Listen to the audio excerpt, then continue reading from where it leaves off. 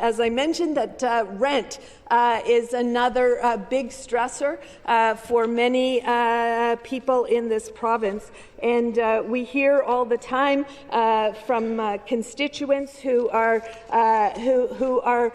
living in constant fear that they will get notice of a rent increase that will force them to have to look for somewhere else to live. And there are no other affordable options. When you're looking at people who are on low incomes or fixed incomes, it is very, very difficult to find an affordable place to live. Even as rent prices are moderating somewhat, you can't possibly find an affordable place to live if you are working a minimum wage job in this province. But the budget did not include any protections or help for renters, and in fact the government has just simply thrown in the towel. They have said that they are giving up on the target of building 1.5 million homes by 2031, which we know is what is needed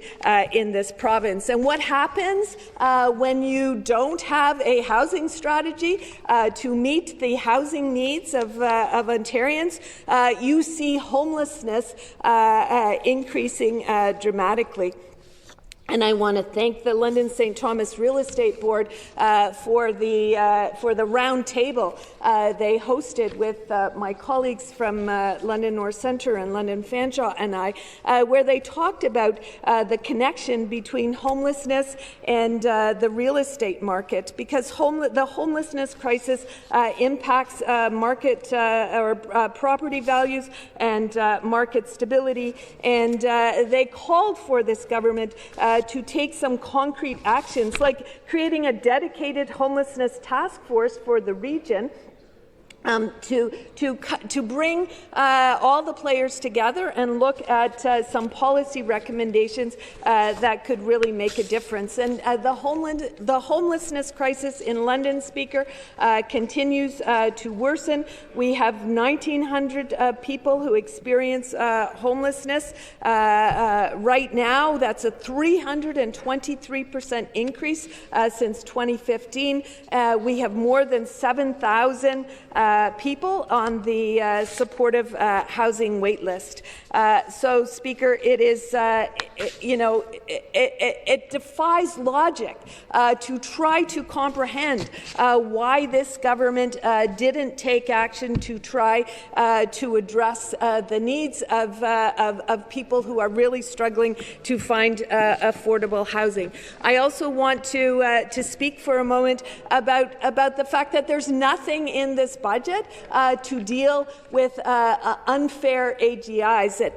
I want to acknowledge Doug and Carolyn Proctor, who met with me in my office. They're tenants at two buildings, low-income buildings on Baseline Road West, that largely house seniors, low-income tenants, people on fixed incomes, and they got a notice of a 9% above guideline increase. And their landlord, Speaker, is Boardwalk. And let's just look at Boardwalk. That is a multinational company that's got $9.1 billion in assets. They operate more than 34,000 units across the country. And Doug and Carolyn talked to me about how frustrating and helpless they felt in trying to navigate this process with the Landlord-Tenant Board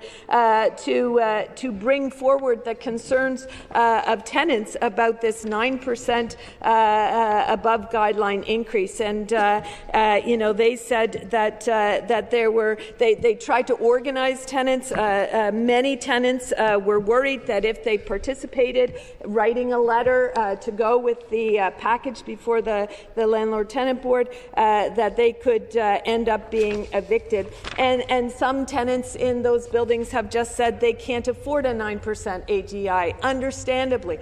And so they feel they have no choice to move out.